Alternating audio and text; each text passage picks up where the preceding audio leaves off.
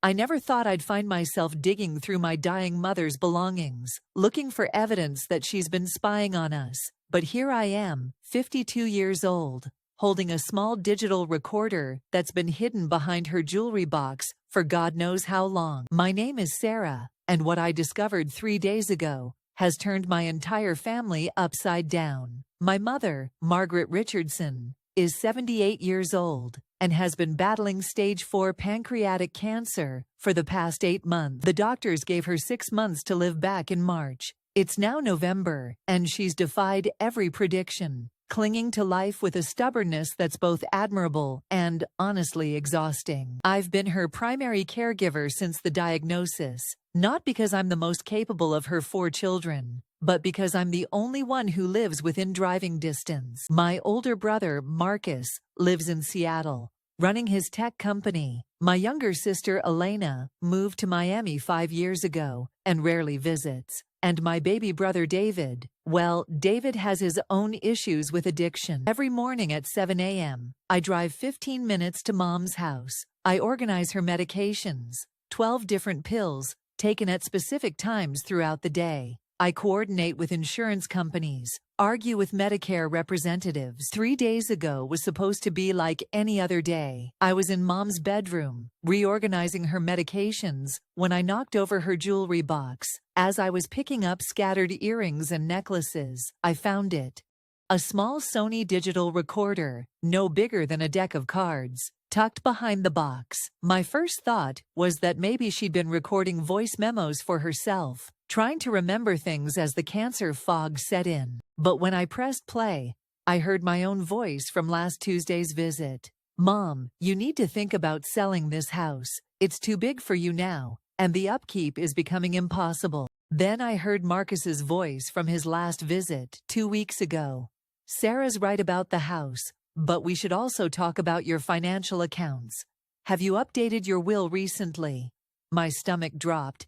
She'd been recording our conversations, all of them. I sat on her bed for 20 minutes, scrolling through dozens of files. September 15th, Elena phone call about Christmas plans. October 3rd, David visit, kitchen conversation. Each file was meticulously labeled, with dates and descriptions. This wasn't random recording. This was systematic documentation. This was surveillance. My hands were shaking as I scrolled through the files. How long had she been doing this? What had she heard me say during my most frustrated moments? The worst part was realizing that every conversation I'd had in this house for months had been performed for an audience I didn't know existed. Every time I'd vented about Marcus being controlling or Elena being absent, Mom had been listening and judging. That evening, when I confronted her about it, Mom was sitting in her favorite armchair, the one Dad bought her 30 years ago.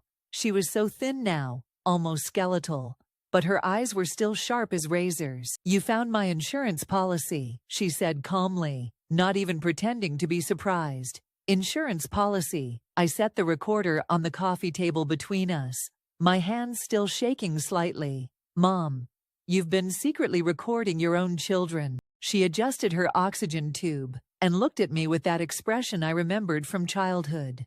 The one that said she was 3 steps ahead of whatever game we thought we were playing. "Sarah," she said, her voice barely above a whisper, but somehow commanding the entire room.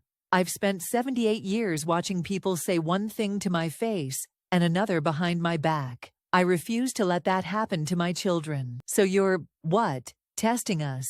She smiled. And for a moment, I saw a glimpse of the woman who used to outsmart every used car salesman and insurance agent in the tri-state area. "I'm gathering data," she said. "For months, I've been listening to what you all really think about each other, about me, about this family. And based on what I've heard, I'm going to decide how to distribute my estate." The number hit me like a physical blow. Mom's estate was worth approximately $2.3 million. The house alone was valued at $800,000, plus Dad's life insurance, her retirement accounts, and investments she'd made over the year. "You're bribing us," I said, my voice coming out smaller than I intended. "I'm rewarding honesty," she corrected. The recordings don't lie, Sarah. But here's what I didn't tell Mom that night, and what I'm ashamed to admit even now. I took the recorder home with me. I know I shouldn't have, but I did. I told myself I needed to understand the full scope of what she'd been doing, needed to prepare my siblings for what they might hear. But the truth is, I was terrified of what else might be on there. That night, I sat in my kitchen until 3 a.m., listening to file after file. And what I heard, well, let's just say it wasn't just our conversations she'd been recording. The next morning, I made the calls that would change everything. I started with Marcus because he's always been the practical one, the problem solver, the one who takes charge in a crisis. Marcus answered on the first ring, his voice crisp and businesslike, even though it was 6 a.m. Pacific time. Sarah, is Mom okay? She's fine. Well, she's dying, but she's fine.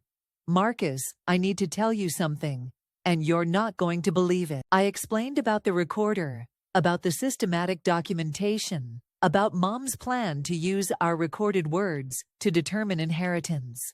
There was a long silence on the other end. I could hear Marcus's coffee maker beeping in the background. She's been recording us, he said slowly, like he was testing the words to see if they made sense. Everything, phone calls, visits, conversations we thought were private. For how long? At least 4 months, maybe longer. Another pause. I could practically hear his mind racing, calculating, trying to figure out the implications. Then, what did she hear me say? And there it was, the question I knew would consume all of us. I called Elena next. She was getting her kids ready for school in Miami. And I could hear the chaos of morning routines in the background. Cereal bowls clattering, backpacks being zipped, the TV blaring cartoons. Hold on, she said. And I heard a door close. Okay, what's wrong now? Elena had always been the most direct of us, sometimes brutally so. When I told her about the recordings, she was quiet for exactly 10 seconds. That manipulative old witch, she said. And then immediately, oh God, do you think she heard me say that? The fear in her voice was immediate and raw. Last month when you called me crying about how hard it was taking care of her, I said some things. I said I was glad I lived far away because I couldn't handle her constant criticism and micromanaging. My heart sank because I remembered that conversation. It was on a particularly bad day when Mom had criticized everything I'd done. The way I'd organized her pills, the groceries I'd bought, the appointment I'd scheduled with the wrong doctor. The hardest call was to David. My baby brother, now 45, has been battling heroin addiction for 15 years. He's been clean for 8 months this time, his longest stretch since 2018. When I reached him at the halfway house, I could hear the fear in his voice before I even explained why I was calling. Is she dead? He asked immediately.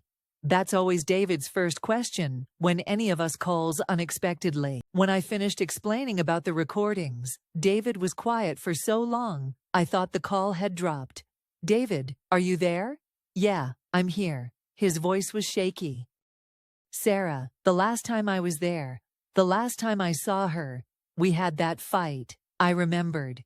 David had come for Sunday dinner 6 weeks ago, and it had gone badly. I said terrible things. He whispered. I told her she was going to die alone because she'd driven everyone away with her need to control everything. I said I wished Dad was still alive instead of her. If she has that on tape, Sarah, I'm out. She'll cut me out completely, and honestly, maybe I deserve it. But what David didn't know was that I'd found something else on that recorder, something that would change everything we thought we knew about our family. Something that explained why Mom had become so suspicious, so controlling, so obsessed with gathering evidence about our private thoughts. That afternoon, Marcus called back. I'm flying in tonight, he said. We need to discuss this as a family. Marcus, you don't need to disrupt your whole schedule. Yes, I do. Sarah, do you realize what she's done? She's turned us against each other. Right now, we're all wondering what we said, what the others said. Who's going to get what? She's created a situation where we can't trust each other. He was right. And I hated that he was right. Mom had weaponized our own words against us. There's something else, I said. I think we need to tell her we know about the recordings. Why would we do that? Because the alternative is spending however much time she has left trying to perform for those recordings, pretending to be better people than we are. And that's not fair to her or to us. Marcus was quiet for a moment. You want to call her bluff? I want to give us all a chance to be honest, really honest.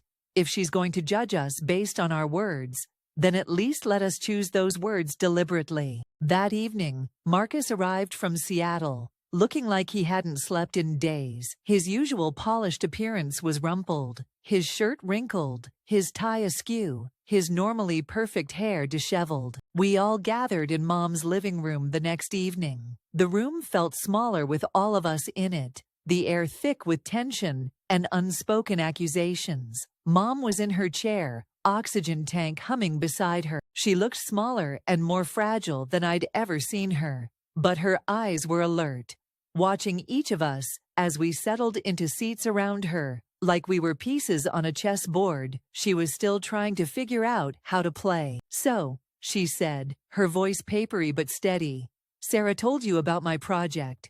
Your project? Elena's voice had an edge to it that could cut glass. Mom, you've been spying on us. I've been listening, Mom corrected.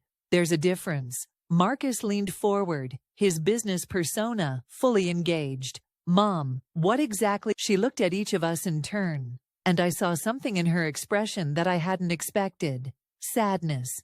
Deep, bone-weary sadness. I'm dying, she said simply. And I've seen what happens to families when money is involved. I've watched siblings stop speaking to each other over inheritance disputes. I've seen children contest wills, hire lawyers, tear apart everything their parents built. So you decided to prevent that by, what? Blackmailing us with our own words. David's voice was rough, but not angry, just tired. He looked like he'd aged 10 years since I'd called him yesterday. I decided to make informed decisions, she said. For months, I've listened to you talk about me, about each other, about this family.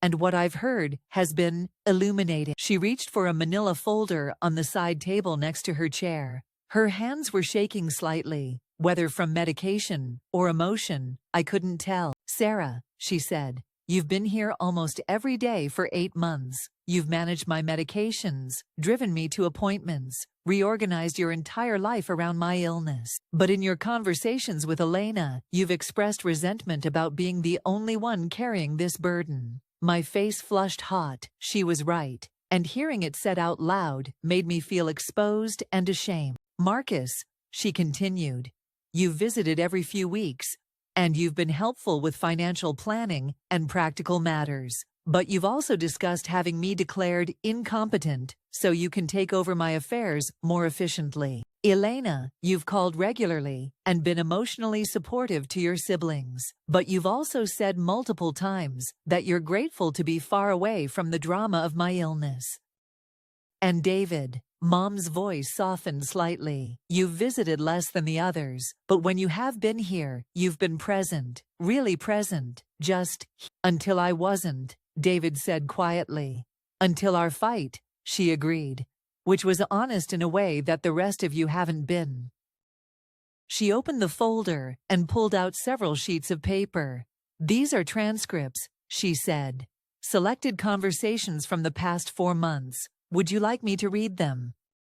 The room went dead silent. None of us wanted to hear our words read back to us, but we also couldn't look away. It was like watching a car accident in slow motion. Actually, I said, surprising myself, yes, I think we should hear them.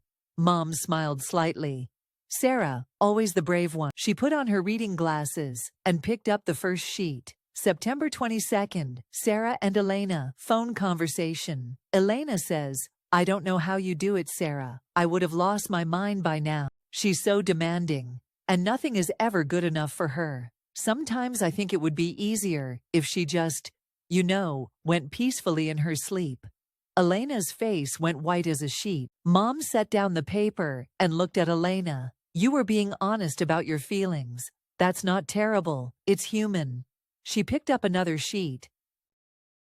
October 8th, Marcus and Sarah in the kitchen. Marcus says, "We need to start thinking practically about her finances. If she becomes incompetent, we'll need power of attorney to manage everything properly."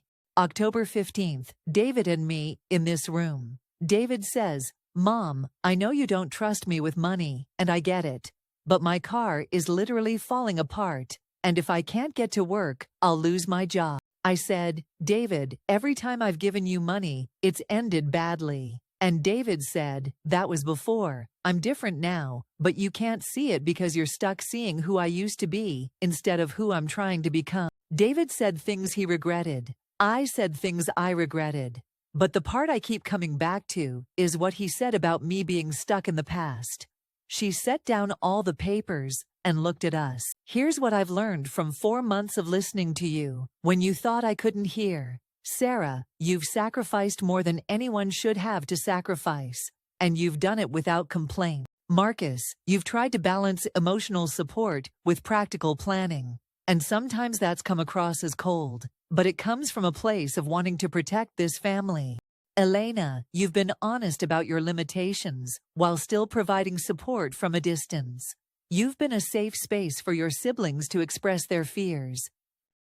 And David, you've been working harder than any of us to rebuild your life, and I've been so focused on protecting myself from past disappointments that I haven't acknowledged your progress." She paused, struggling slightly with her breathing. The oxygen concentrator hummed louder in the silence. "The recordings taught me that you're all more complicated, more human, more loving than I gave you credit for. Yes, you've said things in private that you wouldn't say to my face. But that's not dishonesty. That's processing. That's how people cope with difficult situations." "So what happens now?" Elena asked quietly. Mom reached for another folder, this one thicker. "Now we talk, really talk. No recordings, no." She pulled out a document that I recognized as her will. "I've written several versions of this over the past few months, changing it based on what I heard in those recordings. But I've realized that was wrong. I was trying to control you even after I'm gone, and that's not fair." She handed the will to Marcus. "This is the current version. Read it." Marcus scanned the document, his expression unreadable. Then he looked up at her.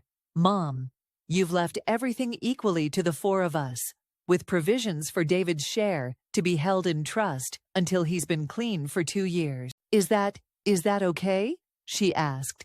And for the first time in months, she sounded uncertain. David spoke up. "The trust thing is smart. I would have suggested it myself. But here's what I want to propose," Mom continued.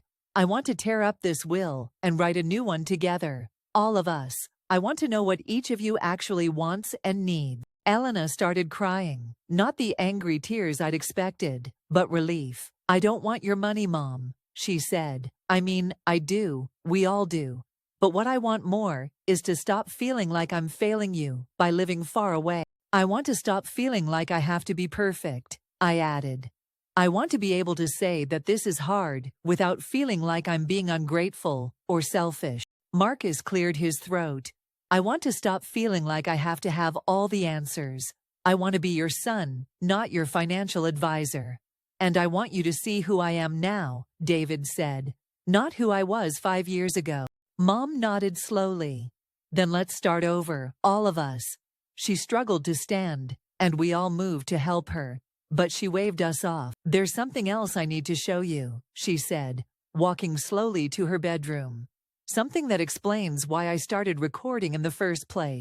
We waited in tense silence. Elena was wiping her eyes. Marcus was straightening his tie, a nervous habit he'd had since childhood. David was fidgeting with his sobriety coin, rolling it between his fingers. When Mom returned, she was carrying a shoebox that looked like it had seen better days. The cardboard was faded and soft with age. "These are recordings too," she said, setting the box on the coffee table. "But not of you, of me." She opened the box to reveal dozens of cassette tapes, each one meticulously labeled. "Your father recorded me for 20 years," she said quietly. Every argument, every private conversation, every moment when I thought I was speaking freely. I found them after he died. The room went completely silent. Even the oxygen concentrator seemed to quiet. He was documenting evidence for a divorce he never filed, she continued, building a case against me in case he ever needed ammunition. For 20 years, I was unknowingly performing for an audience of one. But that wasn't the bombshell that would change everything. I swore I would never let anyone have that kind of power over me again. But then I got sick, and I became terrified that you would all turn on each other the way families do when money is involved. So I did to you what your father did to me. She sat back down heavily. I'm sorry. I thought I was protecting you from each other, but I was really protecting myself from being vulnerable. But before anyone could respond, I knew I had to tell them what else I'd found on that recorder. Before we do anything else, I said, standing up slowly, there's something you all need to know. Something I found on the recorder that Mom didn't mention. Everyone turned to look at me. Mom's face went pale. What are you talking about, Sarah? Marcus asked. I pulled out my phone, where I'd transferred one of the files. Mom, should I play it, or do you want to tell them yourself? She closed her eyes. Play it. What came through the speaker was Mom's voice. But she wasn't talking to us. She wasn't talking to anyone alive. Harold, I don't know if you can hear me, but I need to tell you something. I found your tapes after you died. 20 years of my private thoughts, my conversations with friends, my moments when I thought I was alone. Elena gasped. What is this? Mom's recorded voice continued, shaky but determined. I was so angry with you, so hurt, and I think I've been punishing our children for your betrayal. I've been suspicious of everyone because you taught me that the people who love you most are the ones most likely to use that love against you. On the recording, we could hear Mom start to cry. But our children aren't you, Harold. They're not perfect, and they say things in private that they wouldn't say to my face. But that's not betrayal. That's being human. I stopped the recording and looked around at my family. David was staring at the cassette tapes with a strange expression. Marcus had gone completely still. Elena was crying again. Your father, Mom said quietly, opening her eyes, recorded me for 20 years. Every argument, every phone call with friends, every Dad recorded you? Marcus asked, his voice barely audible. Building a case against me that he never used. Evidence of my difficult behavior, my unreasonable demands, my 20 years of surveillance disguised as marriage. Elena's voice was rough with tears. That's horrible. And I became the thing I was trying to protect myself from, Mom said. I became him. But David was staring at the tapes with a strange expression on his face. Mom, he said slowly, the night before you started recording us, I was here. I was in your bedroom. My heart sank. This was going exactly where I thought it was going. I was looking for money or pills or anything I could take. I didn't take anything, but I saw the recorder. I saw how it was hidden. And I think you started recording because you knew someone had been in your room. Mom's face crumpled. You think I started recording because... I think you started recording because you were scared. Because someone you loved had violated your privacy. And you didn't know who or why, or if it would happen again. The silence that followed was devastating. Because David was right. Mom hadn't started recording us out of malice or manipulation. She'd started recording us out of fear. Is that true? Elena asked Mom. Mom nodded slowly. I didn't know it was David specifically. But yes, I knew someone had been going through my things. I could tell items had been moved, drawers had been opened. The recorder was protection. So this is my fault, David said. All of this is because No, Mom said firmly. This is because I chose fear over trust. This is because I let your father's betrayal poison how I saw all of you. She looked around at each of us. I want to delete every file on that recorder. I want to burn your father's tapes. And I want to spend whatever time I have left learning to trust you the way you deserve to be trusted. That night, we built a fire in the backyard fire pit that hadn't been used since Dad died. One by one, we fed his cassette tapes into the flames, watching 20 years of secret surveillance turned to ash and smoke. The flames danced higher with each tape, and I found myself thinking about all the secrets that were finally being released into the night air. Mom deleted the files from her recorder while we watched, her fingers shaking slightly as she pressed the buttons. "There," she said when the last file was gone. "Now we start fresh." As the fire died down and we prepared to go inside, David caught my arm. "Sarah," he said quietly, "I need to tell you something. That night when I was in Mom's room, I almost took her emergency cash. The envelope she keeps in her dresser drawer. I had it in my hand. I waited, knowing there was more. But then I saw the recorder, and I realized that if I took the money, I'd be proving everyone right about me. So I put it back, but seeing that recorder, it made me paranoid. Like maybe she suspected something, like maybe she was testing me. And maybe she was," I said gently. "But you passed the test, David." But starting fresh turned out to be harder than any of us expected. Because when you've spent years building walls around your real feelings, tearing them down is messier and more painful than anyone wants to admit. The first crack in our newfound honesty came just 3 weeks later. Mom had been having particularly bad days, more pain, less appetite, sleeping most of the afternoon. Her oncologist, Dr. Martinez, had suggested we start thinking about hospice care, though Mom wasn't ready to hear that yet.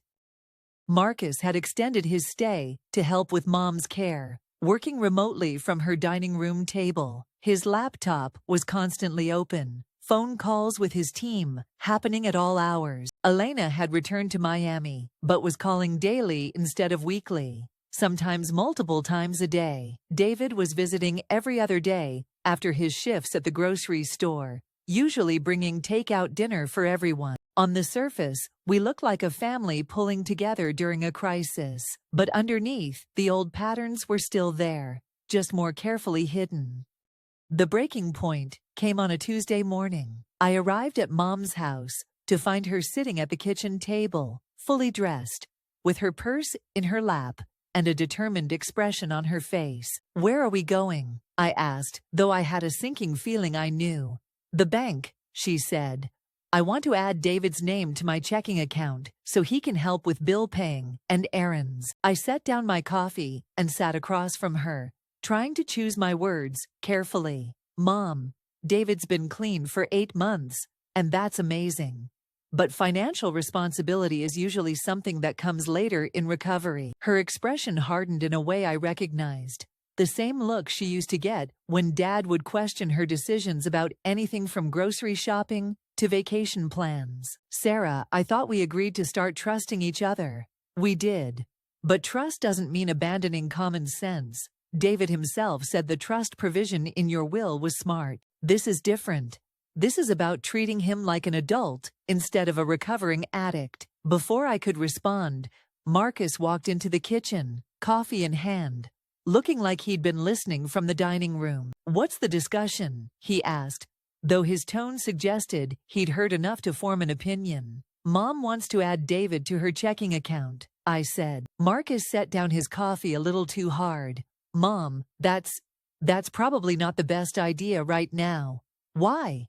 Mom's voice had an edge to it that could have cut steel. "Because he's an addict? Because he made mistakes in the past? Because you two have decided he can't be trusted? Because financial stress is one of the biggest triggers for relapse," I said gently. "And giving someone in early recovery access to a large amount of money can be setting them up to fail. So we keep him powerless forever." Marcus leaned against the counter, choosing his words carefully. "It's not about keeping him powerless. It's about protecting everyone, including him." "From what?" Mom demanded. The question hung in the air because we all knew the answer. We were protecting the family assets from David's addiction. We were protecting David from temptation. We were protecting ourselves from disappointment if he relapsed. But saying any of that out loud would mean admitting that despite our promises of trust and fresh starts, we were still making decisions based on fear. "Mom," I started, but she held up her hand. "No, I can see what's happening here. We had one honest conversation, burned some tapes, and you think that erases years of treating David like a criminal." She stood up slowly, leaning on the table for support. I'm going to the bank. You can drive me, or I can call a cab. That's when David walked in through the back door. He was supposed to be at work, but he was wearing jeans and a t-shirt instead of his grocery store uniform. His eyes were red, and he looked like he hadn't slept. There was something defeated in his posture that immediately set off alarm bells in my head. I got fired, he said without preamble. My supervisor said I've been distracted lately, making too many mistakes. She said maybe I need to focus on my personal issues before I'm ready for workplace responsibility. The irony was devastating. Here we were, arguing about whether David could handle financial responsibility. And he'd just lost the job that was supposed to prove he was ready for exactly that kind of responsibility. Mom looked at Marcus and me with an expression that clearly said, "I told you so." "David," she said, walking over to him, "I was just telling your siblings that I want to add you to my checking account." But David's reaction wasn't what any of us expected. "No," he said firmly. "Mom, thank you, but no." We all stared at him. "What do you mean, no?" Mom asked. "I mean, I'm not ready for that responsibility. I mean, I just lost my job, and I'm scared and angry, and exactly the kind of emotional state where I might make bad decisions." He sat down heavily in one of the kitchen chairs. "I came here to tell you that I need help, real help. I need to find a new job. I need to figure out why I keep sabotaging myself, and I need to do it without access to money that isn't mine." Mom's face crumpled. "David, I was trying to show you that I trust you." "I know," he said gently, "and that means everything to me. But part of recovery is being honest about your limitations. And right now, my limitation is that I'm not ready to manage other people's money when I can barely manage my own life." Marcus and I exchanged a look. David was showing more insight and maturity in this moment than we'd given him credit for in years. "What kind of help do you need?" I asked. "Job hunting help, reference help, maybe just patience while I figure out what went wrong and how to fix it." That afternoon, while David updated his resume on Mom's computer and I called my network to ask about job openings, Marcus pulled me aside. "We were wrong," he said quietly. "About what?" "About treating David like he couldn't handle responsibility. But we were also right about him not being ready for financial responsibility. And somehow, he knew that better than any of us." Over the next few days, a clearer picture emerged of what had happened at David's job. His supervisor, Mrs. Rodriguez, had noticed that he seemed preoccupied and stressed during his shifts. Instead of asking what was wrong or offering support, she had decided he was unreliable and let him go. When David finally opened up about it, he told us he'd been spending his work shifts thinking about Mom's illness, about the family dynamics, about whether he was strong enough to handle everything that was happening. "I kept making stupid mistakes," he said, "putting items in the wrong places, giving wrong change, forgetting to restock shelves. My mind was just somewhere else." Elena, calling from Miami during one of our daily check-ins, had a different perspective. "Maybe the job loss is a blessing in disguise," she said during one of our family video calls. "David, you've been working at a grocery store for 8 months, making barely above minimum wage. Maybe this is a chance to think bigger." "Elena," I warned, "he needs stability right now, not big dreams." "Says who?" Elena shot back. "Sarah, you're doing it again. You're managing instead of listening." The video call went quiet. Elena was right, and I hated that she was right. "David," Elena continued, "what do you actually want to do for work? Not what's safe or available, but what interests you." David was quiet for a long moment. "I liked the customer service part of the grocery job, helping people find things, answering questions. I'm good with people when I'm not using." "What about something in social services?" Marcus suggested. "Addiction counseling, maybe." "You need training for that," David said. "Which brings us back to the trust issue," Mom said quietly. She'd been mostly listening during this conversation, but now she was looking directly at David through the video screen. "David, what if we structured something differently? What if we set up an education fund specifically for job training or certification programs, money that can only be used for school or training, with receipts and documentation required? David considered this, like the trust fund in your will, but for education instead of general expenses. Exactly. Marcus was already pulling up community college website. David, there are certificate programs for addiction counseling, social work, even business management. Most are 6 months to 2 years. And, Elena added from Miami, if you're in school, you're building towards something instead of just working to survive. For the first time since he'd lost his job, David smiled. I'd like that. I'd like to feel like I'm working towards something meaningful. That evening, we spent 3 hours researching programs, costs, and requirements. David found a 6-month addiction counseling certificate program at the cost was $3,200 for the full program. Mom, David said, as we were wrapping up the research, I want you to know that this feels different than asking for money. This feels like asking for investment in who I'm trying to become. What's the difference? Mom asked. When I asked for money for my car, I was asking you to fix a problem for me. This time, I'm asking you to help me learn to fix my own problems. The next week, Mom and David went to the bank together, not to add his name to her checking account, but to set up the education fund. Mom deposited $5,000, enough to cover the certification program, plus books and supplies. But the real breakthrough came that evening, when David asked if he could talk to all of us together. I need to tell you something about the recordings, he said, once we were all assembled in Mom's living room again. We'd thought we were done with revelations about the recordings, but apparently not. The fight Mom and I had, the one that got recorded, wasn't really about money for my car. Mom frowned. What do you mean? I mean, yes, I needed money for my car. But the reason I got so angry when you said no wasn't because I didn't get the money. It was because of how you said no. David took a deep breath. You said you didn't trust me with cash, and you were right not to trust me. But the way you said it, it was like you'd already decided I was going to fail. Like my recovery didn't matter because you'd already written me off. Mom's face went pale. David, I'm not saying you were wrong to be careful with money. I'm saying that when you assume I'm going to fail, it makes it harder for me to believe I can succeed. He looked around at all of us. And that's not just about Mom. Marcus, when you talk about me, you use words like David's situation or David's issues. Sarah, you ask Mom about me instead of asking me directly. Elena, you're supportive, but you always sound surprised when I do something right. The accuracy of his observations was devastating. I've been clean for 8 months, David continued, but I still feel like I'm on probation with this family, like I'm one mistake away from being written off again. Elena's voice came through the phone speaker, unusually quiet. David, I didn't realize.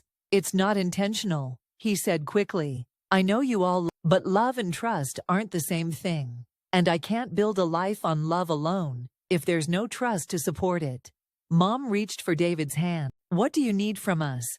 I need you to talk to me like I'm a person in recovery instead of an addict who might relapse. I need you to ask me how I'm doing instead of asking each other if I'm doing okay. And I need you to believe that I can succeed, even when I'm not sure I believe it myself. The room was quiet for a long moment. David, Marcus said, finally. You're right. I've been so focused on protecting the family from potential problems that I stopped seeing you as a person working towards solutions. And I've been so focused on managing everyone's emotions, I added, that I forgot you can manage your own. That night, after Marcus and David had gone home and Elena had hung up, I stayed to help Mom get ready for bed. As I was organizing her medications, she said something that stopped me cold. Sarah, I need to tell you something about those recordings. I looked up from the pill organizer. What about them? There were more than what I showed you. Files I didn't mention. My stomach dropped. What kind of files? Recordings of myself. Hours and hours of me talking to your father's picture, working through my feelings about dying, about leaving you all behind. She sat on the edge of her bed, looking smaller than ever. I recorded myself because I needed to hear my own thoughts out loud. I needed to process what I was feeling without burdening any of you with it. Mom, you wouldn't have been burdening us, wouldn't I? She looked at me directly. Sarah, you've been carrying the weight of my care for 8 months. You've reorganized your entire life around my illness. The last thing you need is to also carry the weight of my fears about dying. But I want to carry some of that weight, I said, sitting beside her on the bed. That's what families do. Is it? Or is that what we tell ourselves because we don't know how to let the people we love struggle without trying to fix everything for them? The question hit me like a physical blow. She was describing exactly what I'd been doing, not just with her illness, but with David's recovery, with Marcus's need to control everything, with Elena's guilt about living far away. I've been trying to manage everyone's emotions, I said slowly. The same way I tried to manage your father's behavior by being the perfect wife. The same way I tried to manage David's addiction by controlling his access to money. The same way I tried to manage all of your relationships with each other by secretly recording your conversations. I nodded, though every instinct told me I wasn't ready for whatever she was about to share. She pulled a small device from her nightstand drawer. Not the recorder we'd found, but a newer one. This is from 2 weeks ago. The night after we burned your father's tapes. She pressed play, and I heard her own voice, shaky but clear. Harold, I don't know if you can hear me, but I need to tell you something. I spent 43 years married to you, and I thought I knew who you were, but finding those tapes, it's like discovering I was married to a stranger. I heard her take a shuddering breath on the recording. 20 years of surveillance, Harold. 20 years of you documenting my private moments, my phone calls with friends, my conversations with our children. But what hurts most isn't that you recorded me. It's that you never trusted me enough to talk to me about whatever was bothering you. You chose surveillance over communication. On the recording, Mom started crying. And I've done the same thing to our children. I chose surveillance over trust because you taught me that the people who claim to love you are the ones gathering evidence against you. But then she said something that made my blood run cold. But there's something else, Harold. Something I never told the children about why I really started suspecting everyone. The recording cut off abruptly. Mom, I said, my voice barely a whisper. What else didn't you tell us? She closed her eyes. Your father didn't just record me, Sarah. He recorded you children too. What are you saying? I'm saying that when I found his tapes, there were recordings of you and your siblings from when you were teenagers, private conversations, phone calls with friends, moments when you thought you were alone. My heart was pounding so hard I could hear it. How long? Years. From the time you were about 14 until you moved out, all of you. She opened her eyes and looked at me. That's why I became so paranoid about trust, Sarah. Because I realized that the man I trusted with everything, our marriage, our children, our family, had been treating all of us like suspects in our own home. She reached for my hand. I destroyed those tapes the day I found them, but the damage was done. I spent 8 years after your father died, questioning every relationship, every conversation, every moment of trust. She squeezed my hand. Until, what's different about tonight? I asked. Tonight I realized that our children aren't their father. You've shown me more honesty and courage in the past month than Harold showed me in 43 years of marriage. We sat in silence for a long moment, both of us processing the weight of what she'd revealed. Then I asked the question I wasn't sure I wanted answered. Mom, what did he hear us say? She shook her head. I destroyed them without listening, Sarah. Whatever your father heard, it died with him and those tapes. Relief flooded through me, followed immediately by anger. How could he do that to us? How could he violate our privacy like that? I don't know, Mom said quietly. But I spent 8 years trying to answer that question, and it nearly destroyed my relationship with all of you. So I'm choosing to stop asking why your father did what he did, and start asking what I can do to repair what his actions broke. She looked at me with eyes that seemed clearer than they'd been in years. Over the next 2 months, as Mom's health declined and David started his certification program, our family learned what real honesty looked like. It was messier than the performed conversations we'd been having. but it was also stronger. When Mom died in January, 3 days after David's first semester ended, we buried her with a new understanding that love without trust is just surveillance, but trust without honesty is just hope. And sometimes, the inheritance that matters most isn't money. It's the courage to choose truth over comfort, even when that truth changes everything you thought you knew about your family.